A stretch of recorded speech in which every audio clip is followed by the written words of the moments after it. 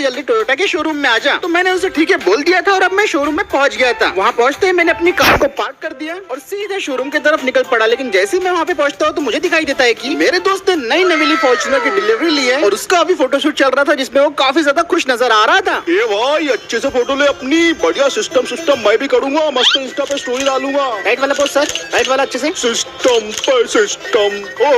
और ये सब देख के तो मैं भी काफी ज्यादा खुश हो गया था क्योंकि मेरे इस दोस्त ने 10 साल पहले फॉर्च्यूनर लेने का सपना देखा था और फिर आज आखिरकार उसका सपना पूरा हो गया था। फिर उसके बाद मेरे दोस्त की नजर मुझ पे जाती है और मुझे बोलने लगता है बिड़ू कैसा है, कांग्रेचुलेशंस भाई नई कार के लिए। और फिर उसके बाद वो मेरे पास आता है और मुझे बोलने लगता है कैसा लगा रे मामू सरप्राइज। बहुत ही जबरदस्त, आखिरकार तूने फॉर्च्यूनर ले ही ली। अरे बिड़ू 10 साल तक एक एक पाई जमा करके मैंने फॉर्च्यूनर को लिया। अब चल यहाँ पे क्या को खड़ा है, जल्दी से चल फोटो वोटो लेते हैं, बढ़िया स्टोरी डालना तू और मेरे को टैग करके लिखना। अब सिस्टम के नीचे रहना पड़ेगा। ठीक है भाई चल फोटोज लेते हैं। और फिर उसके बाद मैं और मेरा दोस्त मिलके फॉर्च्यूनर के साथ मस्त मस्त फोटोज खिंचवाते हैं और थोड़ी बहुत पार्टी वार्टी करने के बाद मैं अपने घर के लिए निकल गया था। जहाँ एक ही जगह मिले ग्रोसरी का हर सामान, अमेज़न फ्रेश से ग्रोसरी लाओ, नहीं तो महंगा पड़ेगा।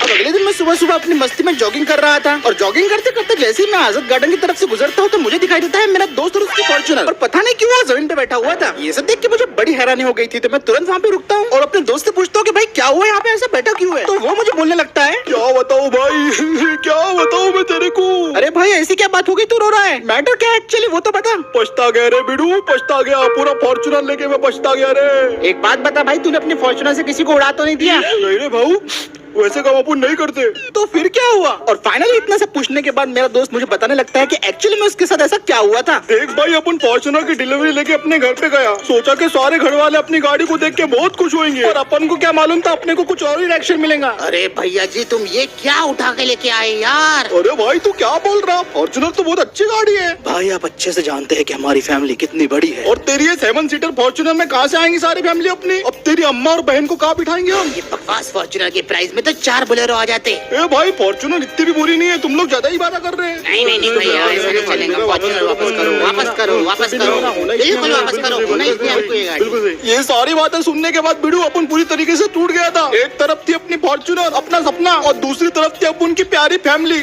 अपन क्या करता, तो अपन गाड़ी में बैठा अपनी फॉर्च्यूनर को स्टार्ट किया और घर से भाग के निकल गया और कुछ समझ में नहीं आया बिड़ू अपने को, इसलिए अपन आके यहाँ पे बैठ गया। तो अब मुझे मेरे दोस्त की असली बात मालूम पड़ गई थी जिसकी वजह से मुझे और भी ज्यादा बुरा लग रहा था और मैं मन ही मन में सोच रहा था कि काश मैं अपने दोस्त के लिए कुछ कर पाता। और तभी इतने में मेरे दिमाग में एक आइडिया आता है और मैं अपने दोस्त को बोलने लगता हूँ, ओ भाई सुन, मेरे पास एक प्लान है जिसमें मैं तेरी मदद कर सकता हूँ, लेकिन उसके लिए तुझे मुझ पर भरोसा करना पड़ेगा। ए बिड़ू अपन करता है ना तेरे पे भरोसा, पर प्लान तो बताता हूँ ना भाई, चलो मेरे साथ। और इतना बोल के मैं और मेरा दोस्त मिलके उसकी फॉर्च्यूनर में बैठ जाते हैं और फिर मैं फॉर्च्यूनर को स्टार्ट करके सीधा निकल पड़ता हूँ शहर की तरफ। फिक्र मत कर भाई, तेरी प्रॉब्लम सॉल्व हो जाएंगी। बिड़ू अपनी प्रॉब्लम को सॉल्व करने के लिए फॉर्च्यूनर को बेचना पड़ेगा। अरे भाई तू फिक्र मत कर, मैं कुछ ऐसा करने वाला हूँ जिससे सांप भी मर जाए और लाठी भी ना टूटे। फिर उसके बाद लगभग आधा घंटा सफर करने के बाद फाइनली हम शहर में आ गए थे और हम एक जानी पहचानी दुकान की तरफ बढ़ते जा रहे थे जो कि कोई और नहीं बल्कि थी बेनी की वर्कशॉप। ये एक ऐसी जगह थी जहाँ पे हर चीज का सोल्यूशन मिल जाता है। मैं फॉर्च्यूनर को बेनी की वर्कशॉप के अंदर लेके चल जाता हूँ और वहाँ पे जाके गाड़ी को पार्क कर देता हूँ और फिर मैं फॉर्च्यूनर से उतर के बेनी को आवाज देने लगता हूँ, ओ बेनी भाई,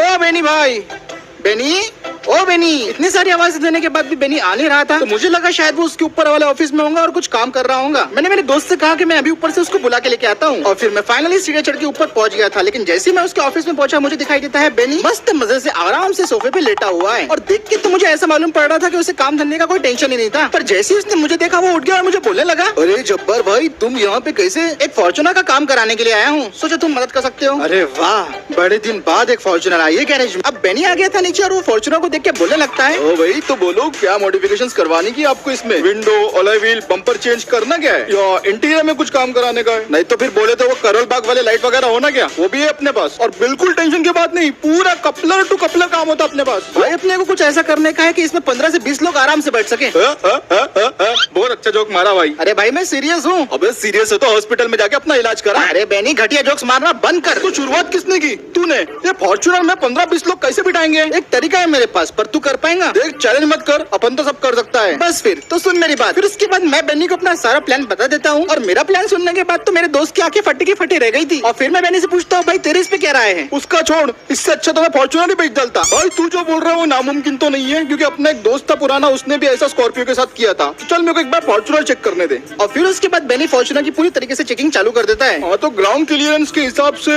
अलॉय व्हील के हिसाब से और इंजन के हिसाब से अगर मैं बोलूँ तो अपन कोशिश करके एक बार देख सकते हैं। लेकिन बस इसके चक्कर में ऐसी की तैसी नहीं होने को ना गाड़ी की, क्योंकि 50% चांसेस तो बाबू हमेशा फेल होने के भी रहते हैं। ये सुन के मैं बेनी को बोलता हूँ कि भाई ऐसी बात मत कर, तू पास जरूर होगा। ठीक है भाई, कोशिश करके देखते हैं। फिर इसके बाद हम सब लोग मिलकर बेनी के मेन ऑफिस में चले जाते हैं, और बेनी के लैपटॉप में हम काफी सारी रेफरेंस इमेजेस को देखते हैं कि किस तरीके से हमें फॉर्च्यूनर को परफेक्टली मॉडिफाई करवाना चाहिए। हजारों रेफरेंस इमेजेस को देखने के बाद हम सब लोग एक पॉइंट पे पहुंचते हैं और फॉर्च्यूनर के लिए एक बड़े से डिजाइन को फाइनलाइज कर लेते हैं। फिर डिजाइन फाइनल होने के बाद बेनी बोलने लगता है, चलो मैं अब अपने बॉयज को बुलाता हूँ, तुम लोग अपना आराम से बैठो, अब मैं इसके ऊपर काम करता हूँ। संभल के काम करना भाई, मेरे फॉर्च्यूनर को कुछ ना हो। टेंशन नॉट भाई, मैं हूँ ना। देखना भाई तेरी फॉर्च्यूनर को हम क्या से क्या बना देंगे। और फिर उसके बाद बेनी और उसके वर्कर्स फॉर्च्यूनर के ऊपर काम करना शुरू कर देते हैं। भाई जैसा मैंने बोला था बिल्कुल वैसा करना, 1 इंच भी इधर उधर नहीं होने को ना। ओके बॉस, जैसा आप बोले।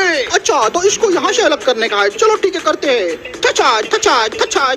फॉर्च्यूनर को फॉर्च्यूनर बना देंगे। बेनी ने तो अपना काम शुरू कर दिया था, लेकिन गाड़ी के ऊपर काम होता हुआ देख मेरा दोस्त बड़ा घबरा रहा था। ऑब्वियसली उसने गाड़ी के ऊपर 50 लाख रुपए खर्चा किया था, और वो बिल्कुल नहीं चाहता था कि उसकी गाड़ी का नुकसान हो जाए। पूरा दिन इन लोगों का काम ऐसे ही चलते रहता है, और पूरा दिन काम करने के बाद ये लोग गाड़ी का कुछ ऐसा हाल कर देते हैं। इन्होंने फॉर्च्यूनर के दरवाजे और बूट को गाड़ी से अलग कर दिया था, और घस घस के फॉर्च्यूनर का सारा पेंट निकाल दिया था। और ये लोग बढ़ते अब स्टेज 2 मॉडिफिकेशन की तरफ, और अब इस मॉडिफिकेशन में हो रहा था असली काम। फॉर्च्यूनर की लास्ट वाली रो में चलाई जा रही थी ड्रिल। देखने वाले को तो ये पागलपन लग रहा था, लेकिन हमारे माइंड में जो प्लान था उसके लिए करना जरूरी था। और इस सब के बाद फॉर्च्यूनर के हो गए थे 2 टुकड़े।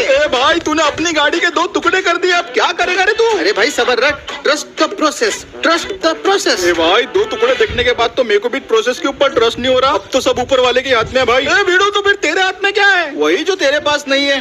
क्या मतलब है तेरा? Skill bro, skill. चलो मैं अपने स्किल्स दिखाता हूँ अभी। और अब फॉर्च्यूनर के ऊपर फाइनल वर्क शुरू हो चुका था। फॉर्च्यूनर की चेसी को पूरी तरीके से रिप्लेस और इलोंगेट कर दिया गया था, और इसके लिए लगभग 7 मीटर से लंबे बॉडी पैनल का इंतजाम किया गया। धीरे धीरे सारे के सारे बॉडी पैनल्स को बेसिक शेप के साथ एडजस्ट कर दिया गया, और पूरे पार्ट्स को एक एक करके बॉडी के अंदर फिट करते गए ये सब। और अब जाकर हमें प्रोजेक्ट सक्सेसफुल होते हुए दिखाई दे रहा था। क्या बोला था मैंने? अपने पास है ना स्किल? हाँ भाई, अब कुछ यकीन आ रहा है। इसके बाद एक एक करके फॉर्च्यूनर के सारे डोर्स, बूट सबको पहले के जैसे बॉडी के अंदर फिट कर दिया गया था, और अब सिर्फ फॉर्च्यूनर को नया पेंट करना बाकी था।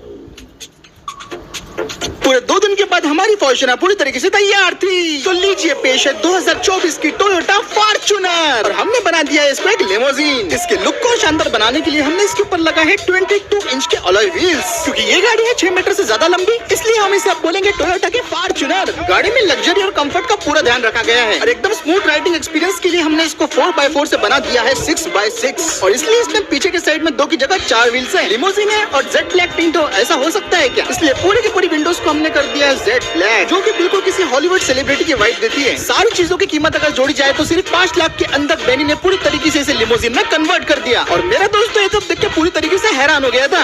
बिड़ू क्या बात है, अब अपन जितना चाहे उतने लोगों को इसके अंदर बिठा सकता है बिड़ू। तो फिर चलो भाई चलते हैं। अब हम फॉर्च्यूनर के लेके शहर की सड़कों पे निकल पड़े थे, लेकिन हमें जो रिएक्शन मिलने वाले थे हमें उसकी बिल्कुल भी उम्मीद नहीं थी। हमारी फॉर्च्यूनर रोड पर अपना अलग ही रोड प्रेजेंस लेके चल रही थी, और ये अंदर से काफी कंफर्टेबल भी थी। पहले तो लोगों को लग रहा था कि ये एक नॉर्मल सी लिमोजीन है, लेकिन जैसे ही उन्हें पता चला कि एक फॉर्च्यूनर है, तब उसके बाद अरे बाप रे, ये फॉर्च्यूनर है या हाथी?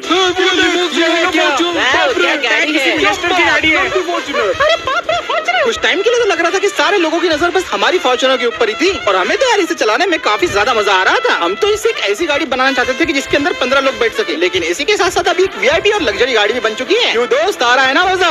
वीडियो बहुत ज्यादा मजा आ रहा है, थैंक यू।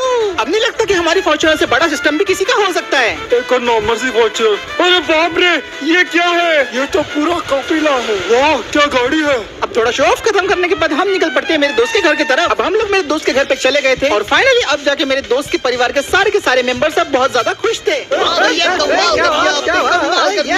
बोला था ना अपन सिस्टम में सब लोगों को फिट करके चलाएंगे। चलो रे बच्चा लोग, सब लोग अब गाड़ी में बैठ जाओ, मैं तुमको बढ़िया सी इसकी टेस्ट ड्राइव करके लेके आता हूँ। फाइनली अब मेरा दोस्त खुश था, और मुझे बहुत अच्छा लग रहा था कि मैंने उसे इस मुसीबत से निकाल दिया, और मैं तो सोच रहा हूँ कि मुझे भी अपनी गाड़ी के साथ अब ऐसा ही करना चाहिए। तो फिर इसी के साथ दोस्तों आज का वीडियो यहीं पे खत्म करते हैं। उम्मीद है आज का वीडियो आपको पसंद आया होगा। अगर आपको ये वीडियो पसंद आया तो इस वीडियो पे लाइक कर दो, शेयर कर दो, चैनल को देख रहे हो पहली बार तो सब्सक्राइब करना बिल्कुल भी मत भूलना, और मैं मिलता हूँ आपसे अगले वीडियो में।